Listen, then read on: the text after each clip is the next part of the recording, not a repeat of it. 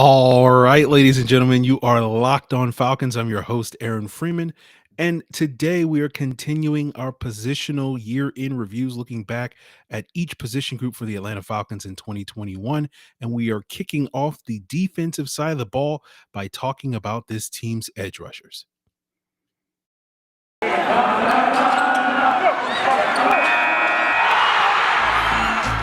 You are Locked On Falcons, your daily Atlanta Falcons podcast.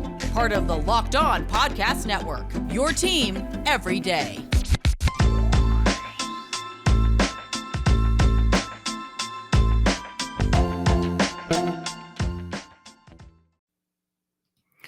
So, guys, you know me. I'm Aaron Freeman, been covering the Falcons for many years, formerly at FalcFans.com, RIP, still going strong on Twitter at FalcFans. And of course, the host of this preeminent Locked On Falcons podcast, your daily Atlanta Falcons podcast, right here on the Locked On Podcast Network, your team every day. And of course, today's episode is going to be continuing our year in positional reviews where we go position by position. We're talking about the edge rushers or lack thereof when it comes to this Atlanta Falcons team. But before we get into all the struggles that this edge group had in 2021 and sort of what the future is for them in 2022.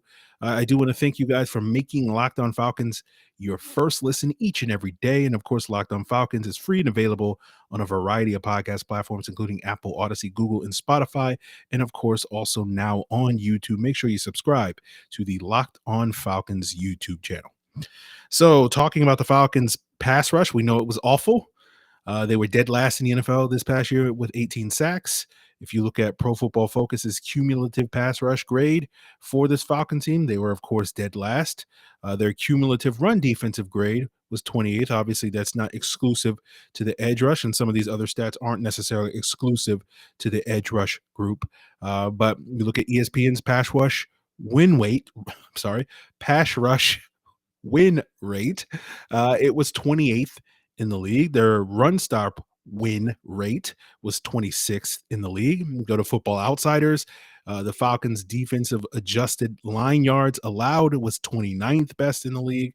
Their short yardage or power success rate was dead last in the league. So they were the worst team in the league at defending short yardage plays. They were 29th in the league when it came to generating negative plays or those stuffed runs, according to Football Outsiders.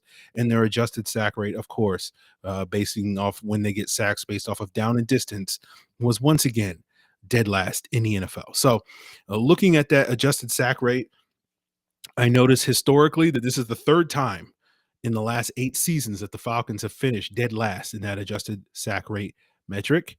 With 2017, when you go back, in the Matt Ryan era, 2017 as well as 2008 are the only years where the Falcons did not finish in the bottom 10 in that adjusted sack rate. So we know that throughout the Matt Ryan era, they have struggled to get pressure on the quarterback, and that contributes to the frustration that a lot of fans have. That why is this problem still exists? We've known this has been a problem for a long time.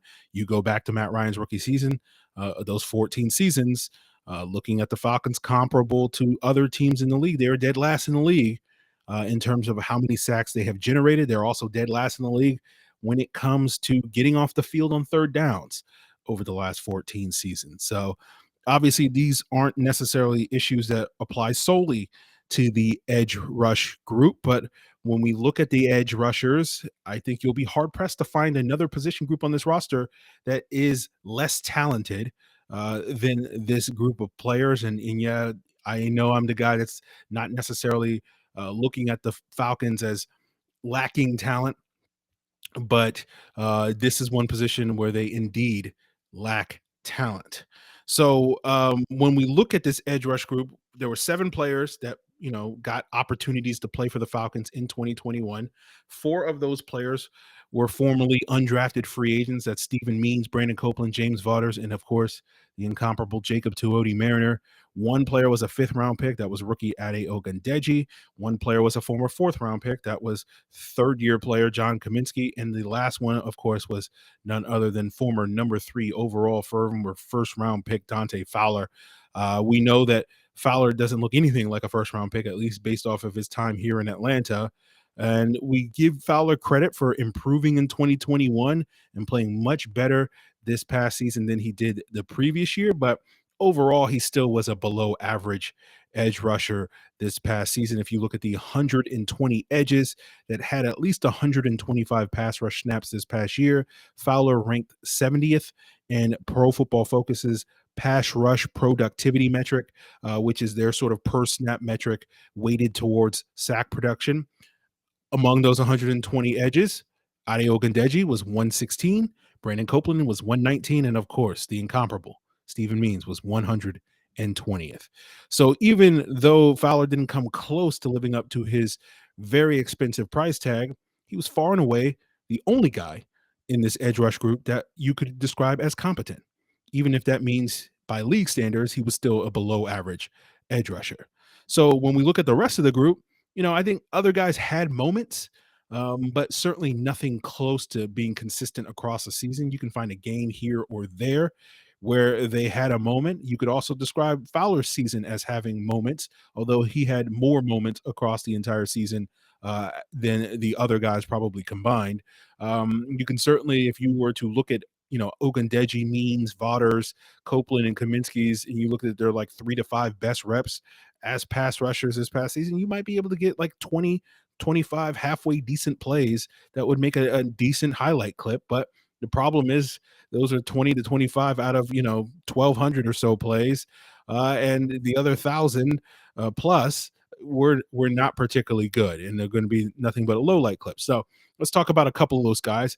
John Kaminsky, was the guy that was least utilized among this edge rusher group. He spent pretty much the entire year inactive. He did get some action in that second Panthers game and did make some positive impact as a run defender in that game with limited sample size. We'll see if the Falcons look to expand his role in the future, but obviously if he's back with the Falcons, or assuming he's back with the Falcons, because I think he will be, he'll probably enter camp on the roster bubble. We look at Brandon Copeland. We found out after the season that he had surgery on his knee, and he played through the entire season with quote unquote 1.5 knees. And that's a testament to his toughness. And he had a 5-game stretch in the middle of the season where he got a lot of playing time. But outside of that, his playing time was sporadic, and it's probably owed to the fact that he was playing injured. Even though when you go into the season and look at the guy's body of work prior to this past season, Brandon Copeland was the most polished and proven pass rusher, owing to him having a 5-sack season with the Jets back in 2018. You look at James Vaughters, he was basically a midseason practice squad elevation. He had some moments in the middle of the season against Dallas and New Orleans in the middle of the season, had some positive plays in those games, but then virtually did very little the rest of the way. And there's other players that we can talk about: Stephen Means, Ade Ogundeji, and yes, Jacob tuioti-mariner. We'll get into those guys coming up. I think there's a lot more to say about those guys. They were kind of just as bad as the rest of the group was, but with those 3 guys in particular, you saw very different and competing narratives surrounding each of those guys and how people viewed those guys. And it led to some wildly different assessments of those guys, even if their play on the field wasn't dramatically different. And we'll get into that as we continue today's episode. But before we get there, guys, we know that, football season is dwindling. But just because there's less football being played, betonline.net still has way more odds and info for this remainder of the playoff season, from scores, totals, player performance props to where the next coach could be fired. BetOnline remains the number 1 spot for all things NFL betting in 2022. They also have futures bets as well. We just passed the 1-year anniversary of the Rams making the Matt Stafford trade, and we're basically a week away from the 1-year anniversary that I put in a bet for the Rams to win the upcoming Super Bowl, as they are now 4-point favorites over the Cincinnati Bengals in that game 2 weeks from now. And it's not just football, because BetOnline also has basketball, hockey, boxing, UFC odds. Their coverage of all those things is the best in the business. And whether we're talking about sports all the way to your favorite Vegas casino games, BetOnline is your number 1 online wagering destination. BetOnline is the fastest and easiest way to wager on all your favorite sports and play your favorite games. BetOnline, where the game starts. So let's talk a little bit more about Stephen Means because he was a lightning rod for criticism among Falcon fans. And whether, it was all about the Falcons not having talent, he seemed to be the focus of that criticism. And or you could look at, people being frustrated with Dean Pease mismanaging who was playing. And it seemed like Stephen Means was getting way too many reps. But it's interesting to me at least because Stephen Means, kind of played about the same amount of work, had put in the same amount of workload that he had in 2020. Yet you didn't hear these sort of narratives or people saying he's playing too much or he's ruining Raheem Morris's defense or anything like that. And maybe that's because Stephen Means' playing time last year was mostly due to an injury to Tack McKinley, rather than being quote unquote by design, according to Dean Pease. Although, again, one wonders if Barkevius Mingo had not had his off-field incident before training camp and been cut, would we have seen Stephen Means have as significant a role as he did this past season? But at least last year, Stephen Means' presence was seemingly mostly tolerated, likely potentially due to the fact that he was a much more productive player in 2020 than he was in 2021. 2020, he had 3 sacks, 6 quarterback hits, and 24 pressures. This year, he had 0 sacks, 2 quarterback hits, and only 11 pressures. Although you look at Ade Ogundeji's production this year, which is 1 sacks, 2 quarterback hits, and 10 pressures, on a very similar workload. So he's maybe marginally better on a per snap basis than Stephen Means was this past year. But yet, somehow, Stephen Means is the focus of all people's anger on this edge rush group. Meanwhile, you're seeing people talk about Ade Ogundeji like he has this particularly bright future. And I get it. He's a young player. He has potential to develop and all these various things. And I know I'm certainly going to come off as a Stephen Means apologist and an Ogundeji hater on today's episode. And maybe I am some of those things. But it kind of speaks to what you hear me constantly talk about on this podcast with narratives, and the discourse surrounding certain players, these two guys in particular being vastly different, even though their production was virtually the same, right? They're what they gave you on the football field is virtually the same, but Stephen Means is one of the more, let's say, least liked players on the roster, at least based off of Falcon fans I talk to. Maybe you guys talk to different guys. And yet that same group generally has positive feelings about Ade Ogundeji. And then you go back during that 3-game stretch where Dante Fowler was out with an injury this year.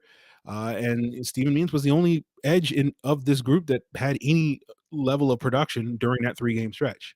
And as I said then, when fans were complaining about Dean Pease playing Means too much or other players too much, I sat here and I said, like, if you were in Dean Pease's shoes and your goal is to win football games and Stephen Means is your most productive pass rusher when Dante Fowler's out of the lineup, why would you not play him on Sundays as much as you did?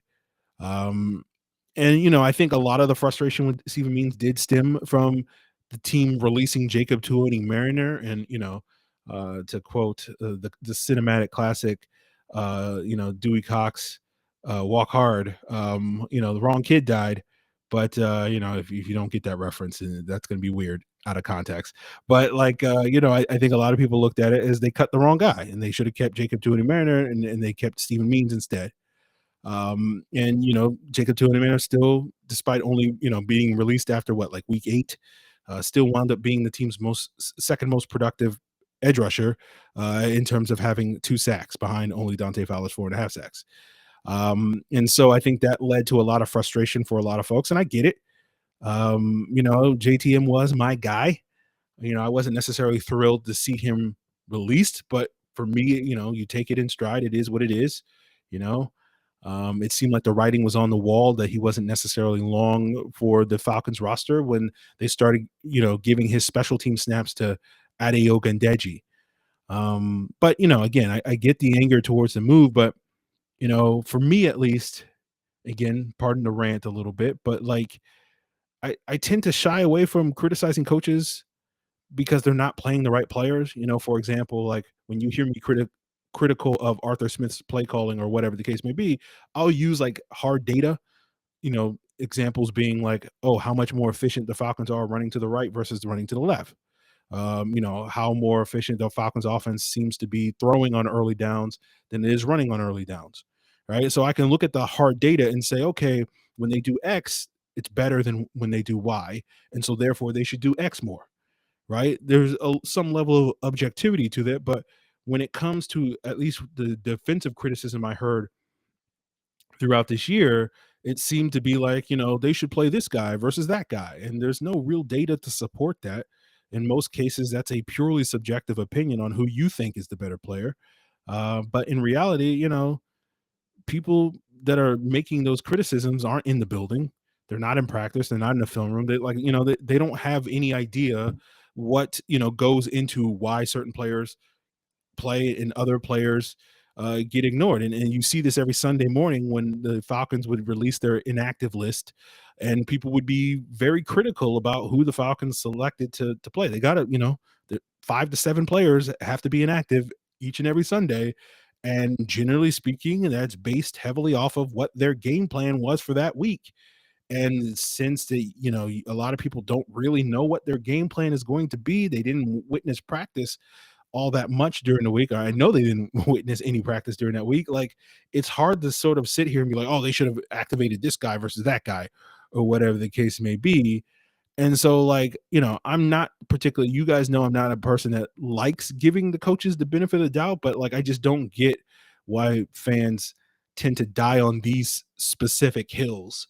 That to me are frankly, hills of ignorance where you don't know a thing, but yet you are extremely opinionated about how certain things should operate. And so this is why, like, I sit here in my infinite arrogance to a lot of folks, and because I think a lot of people are basing their quote unquote analysis off of conjecture and gut feelings and sort of these things. And meanwhile, like, I'm basing my analysis off of film study and hard data. So everybody's entitled to their opinion, but I just don't think every opinion is equally informed. And I just felt compelled, because I've been holding in that rant for several months, and I need to say it. And I think, the whole Stephen Means, Ade Ogundeji, dichotomy, or whatever you want to call it, is just one thing that epitomizes that, where it's like, objectively, I guess you could say, uh, you know, they're about equal in terms of their playing ability. But if I ask you, like, what's your opinion of Steven Means, you'd be like, boo, he's terrible, he's trash, he's garbage.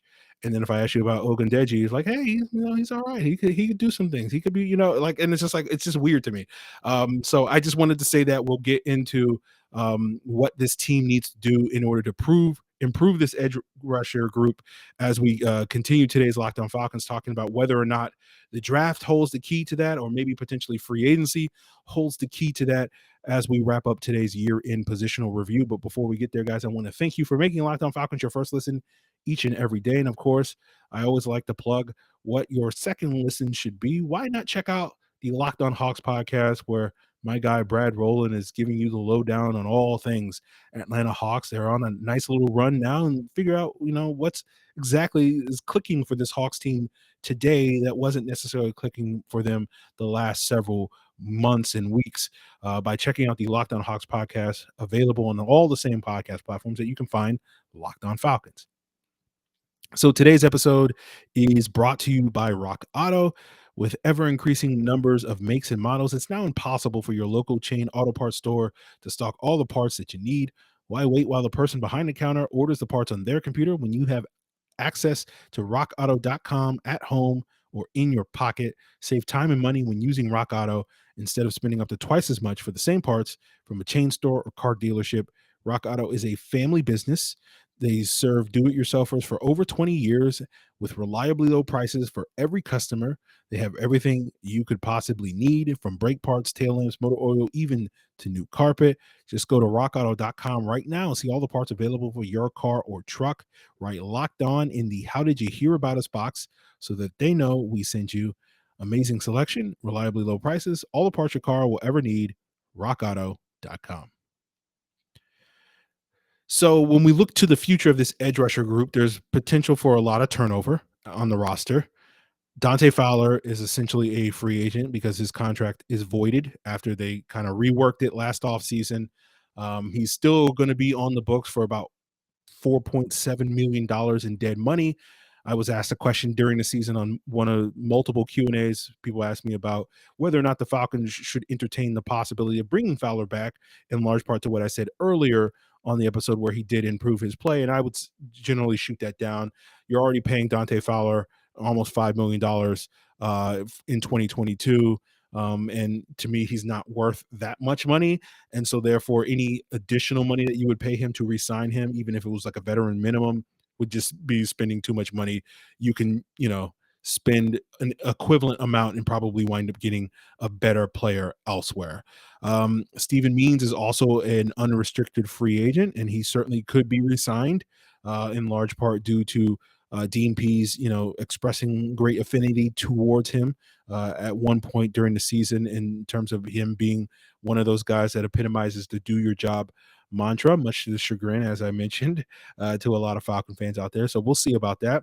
The one thing I will say in Steven Means' favor, in addition to all the other things I've said in Steven Means' favor already on today's episode, is that, towards the end of the season, I started noticing he's getting pretty close to blocking a punt. So, veteran minimum contract on a 1-year deal. Is it worth it if he gets a block punt next year? I think so. You guys be the judge. Brandon Copeland is also a free agent. He could also be another guy that they could wind up trying to re-sign for a veteran minimum contract, especially if they feel like he's, in a good place recovering from whatever that knee injury is, because, essentially the Falcons need bodies at this point with this edge rusher group. They do have a number of young players already under contract. That's Ade Ogundeji, James Vaughters, John Kaminsky, Duke Ejiofor, Jordan Brailford, and Quentin Bell. Several of those guys were futures contracts and practice squad additions. But, outside of Ogundeji, the rest of that group, even if you were to include Means and Copeland, probably at best you're having, those 7 guys competing for like one roster spot. You're like, it's a special teams role or whatever the case may be. So, to me, at a minimum, if you're going to have 4 outside linebackers, 4 edges, whatever you want to call them, you're going to add at least 2 guys. But ideally, in my worldview, you probably add 3 or 4 guys and just completely remake this roster, and wouldn't even necessarily keep a roster spot secure for Ogundeji. He'd have to earn his way onto a roster spot, although given his special teams ability, he probably would. So I wouldn't necessarily talk about him being on the bubble in that way. But, obviously one opportunity to add one of those up to 4 players or whatever the case may be would be with the Falcons' #1 draft selection, which is the 8th overall draft pick. But my concern, if the Falcons do wind up using that on an edge rusher, is twofold, right? The first one touches upon my thoughts on this specific edge rusher draft class, as well, kind of specifically to this entire draft class in general, which I'm still not convinced. And again, I'm still relatively early in the process. So this is not my sort of final opinion on this draft. We may have a different opinion by the time we get to April, when I will have a final opinion on this draft. But my initial thoughts on this overall draft class, and I think this is somewhat indicative in this edge group, is, guys are getting pushed up the board because this draft class in particular doesn't really have that high level star power, right? In a normal draft, some of these guys are going to be potential top 10 picks, like where the Falcons could wind up selecting them at number 8 overall, whether we're talking about the edges or other position groups. In a quote unquote normal draft, maybe they would have been mid to first round picks, and they're getting pushed up 5, 10 or more spots because this draft class just doesn't have that as many premium talents as we've seen in recent years. The other issue I have with taking an edge at that number 8 overall spot is just simply expectations. The Falcons, as I mentioned earlier, it's been a long time since the Falcons have, had a good pass rush. And it's been a very long time since the Falcons have hit on a edge rusher in particular that was a good pass rusher. It's like 20 years of baggage that would be heaped onto the shoulders of whoever the Falcons would draft with this number 8 overall selection. And, given where that player is going to be picked, for most people, fans and media, they're going to expect that guy to be a 10 to 12 per year sack guy.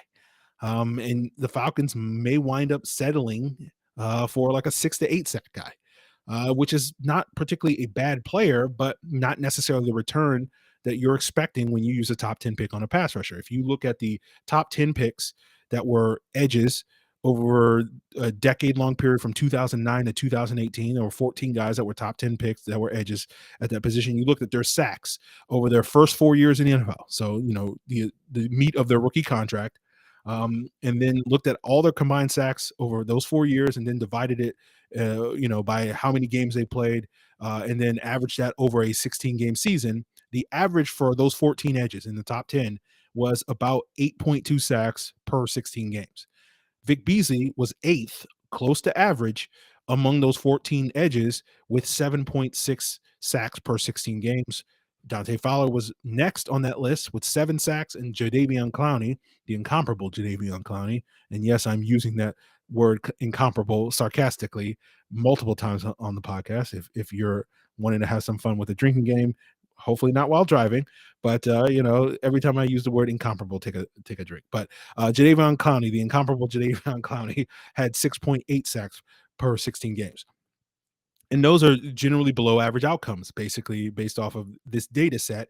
And typically people expect, whether it's fair or unfair, when you're using a top 10 pick, that you're going to get a Von Miller and Aldon Smith, guys that average 14 sacks per 16 games. Myles Garrett, 13.3 sacks. Joey Bosa, 12.5. Khalil Mack, 10.1. And by the way, if you're curious where Chase Young fits on this, obviously he's only had 2 years, so not four seasons. But through 2 seasons, he's about 6 sacks per 16 games, which when you just adjust to the 2-year data set, the first 2 years of these edges over that span of time, and add in some of the guys more recently drafted since 2018, that's well below 6 sacks per 16 games, is well below the 2-year average among this entire group, which is 8.4 sacks per 16 games. So, I have to throw that in there because I have to constantly remind the people, that Chase Young, being believed to be this generational pass rusher, that has not proven to be the case so far. Now, maybe he turns into that player in years 3 or 4, whatever the case may be, but I would argue that probably means, proves that he's not a generational player. Doesn't mean that he's a terrible NFL player, but I'm just saying he wasn't generational. But the point I'm trying to make is, like, whether we're talking about Chase Young or these elite players, these Von Millers, these Khalil Macks, I don't think you're getting that guy if you're drafting an edge at pick 8 this year, right? I don't look at the David Ojabos and the Trayvon Walkers and the George Karlaftis as those types of players. They certainly could still be very good NFL players. They all have relatively high ceilings at the next level, but for them to reach that ceiling is probably going to take a lot more development than some of these other guys that we're talking about, these real, true elite prospects over the last decade plus. And my other issue, given some of the baggage that we're talking about, is the Falcons just do not have a history of being the team that can develop that type of talent. And so it does not make me particularly optimistic that this year is going to be the year that it's different. As I said, it's been 20 years since the Falcons had that type of player in terms of Patrick Kearney way back in 1999, where they drafted a guy and developed that guy and he became a successful player. Every other player that the Falcons have had that was a successful pass rusher was a defensive tackle like a Jonathan Babineau or Grady Jarrett, or was imported from outside the organization like a John Abraham. And I know people are going to sit here and say, well, Aaron, that's previous coaching staffs. That has nothing to do with this current one. True. But when you look at this current coaching staff and their resumes, you don't necessarily fills you with joy and optimism. Gary Emanuel, who's the D-line coach, did a lot of great work at Purdue, putting guys in the NFL, but in his 2 major stints as an NFL assistant coach in Indianapolis and New York with the Giants, didn't have a whole lot of success developing edges, and notably the Colts had 1 first-round bust in Bjorn Warner. Ted Monteshino, the outside linebackers coach, did have some success developing some guys in Baltimore with Paul Kruger and Pernell McPhee. You'll also count Courtney Upshaw as a miss there in Baltimore, a player we've talked about quite a bit. But it's not as if Kruger and McPhee were like lead dogs or anything like that in Baltimore. Kruger had a really nice second half stretch in that 2012 season where, Courtney Upshaw was drafted and Terrell Suggs was injured. Pernell McPhee was turned into a really solid sort of third wheel behind Elvis Dumerville and Terrell Suggs in the years thereafter. But when you look at Monteshino's resume, nothing that makes you feel confident that, they're going to turn one of these raw pieces of clay that we're talking about, potentially the Falcons pulling the trigger on and at the top of the draft, into like a perennial 10 sack guy. Now, again, just because it hasn't happened doesn't mean it won't happen. And I'm not saying all this, guys, for someone to sit here and be like, oh, Aaron doesn't think the Falcons should draft an edge rusher at 8. Now, I'm not saying that at all. I'm only saying this to basically temper expectations, because I think, as there tends to be when it comes particularly to the draft, and again, given all the baggage we have, that whoever we wind up drafting, if we do wind up taking an edge with that 8th overall selection, is probably not going to be this savior, right? Now, I can't speak to the rest of the fan base, but I at least hope that the Locked On Falcons listeners will know better and pump the brakes when it comes to this guy, and know that if the Falcons do, or at least believe if the Falcons do wind up pulling the trigger on an edge rusher at that 8th overall spot, it's not going to be this guy that's going to come in and immediately single-handedly fix the pass rush. He's going to be one piece of a bigger puzzle. So that's part of it, where like I feel like that bigger puzzle is you might want to take multiple bites of the apple. Might want to take, get more at bats, so that the potential that you hit goes up, rather than putting all your eggs into that basket. Don't go into this thing with one player, believing one player is going to hope, is going to solve all your problems. And when it comes to the draft, I wouldn't mind at all seeing the team double dip, whether that's, one of those dips in the first round or second round or whatever the case may be, and then another dip later in the draft in the mid rounds or something like that. And then let's also not forget free agency. In addition to the draft, you also have free agency, where the Falcons can address some of this issue. And because we know that even if you do wind up drafting a player, most often those guys don't really impact as pass rushers until like years 3 and 4, right? Like we do get some Nick Bosas and Joey Bosas that come in right away. Again, I don't think you're getting that player in this year's draft. We get a Khalil Mack or whatever the case may be that comes in year 1 or year 2 that pops. Again, don't think you're getting that in this draft, where the Falcons are picking, but like it happens, right? Max Crosby came in and did pretty well early in his career as well. So it doesn't necessarily, it's not exclusive to those top 10 picks. But like, again, I wouldn't put all your eggs in that basket. And given, generally speaking, young pass rushers don't really, hit until years 3 or 4. If you want to get impact right away in years 1 and 2 of that guy's career, you're probably going to have to do it through the realm of free agency. And so therefore, I think that's going to be a great avenue for the Falcons to get that more immediate production out of this pass rush. And we talked about this before when we talked about, I think it was last week when we talked about how to improve this pass rush. And we talked about now AFC champion Cincinnati Bengals only had 17 sacks in 2020 and then had 42 sacks this past year, thanks in large part to free agency and veteran additions, going out there and signing a Trey Hendrickson, signing a Larry Ogundeji, and trading for BJ Hill. Now, we talked about whether or not the Falcons in that episode could go out there and spend the type of money on a Trey Hendrickson type of player, on sort of one of those big splash signings. And given that we're only recently removed from trying to make a similar big splash by signing Dante Fowler, I'm not necessarily enthusiastic about, again, putting all of our eggs in that one single basket.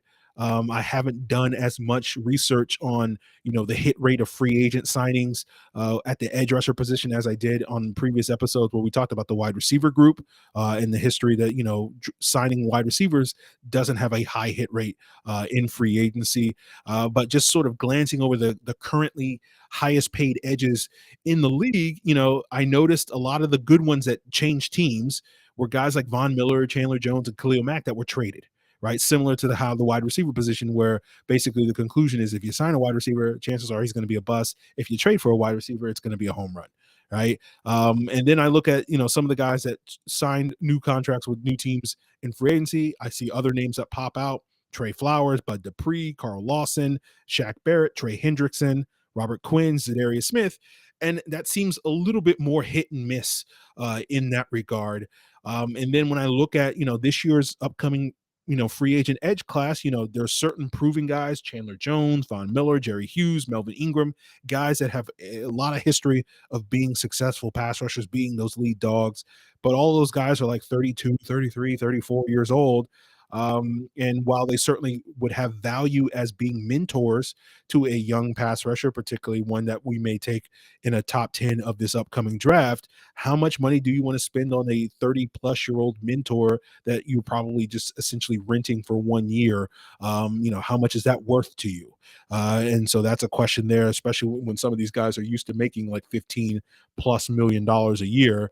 Um, and then you look at some of the other guys that are, some of the more productive guys, at least coming off very productive sack seasons. You have Harold Landry, Hassan Reddick, Emmanuel Ogba, Jadeveon Clowney. I think all these guys had like 9 or more sacks this past year. And so you would assume those guys are also going to be paid lucrative contracts. But like all those guys are kind of buyers beware. They're either sort of hot and cold type of guys that seem to only produce in sort of contract year type of scenario. So do you want to again, basically do the same thing that we did with Dante Fowler and tempt fate in that regard? Again, not saying that all those guys or any of those guys will automatically be bust, but it just seems like we're going down the same path that we just went down that didn't necessarily work off. So, I'm a little scared off of that. So for me, going back to a conversation I had last week with Dave Choate about his offseason goals and improving the pass rush, I tend to be more of that sort of mid tier approach or whatever, and looking for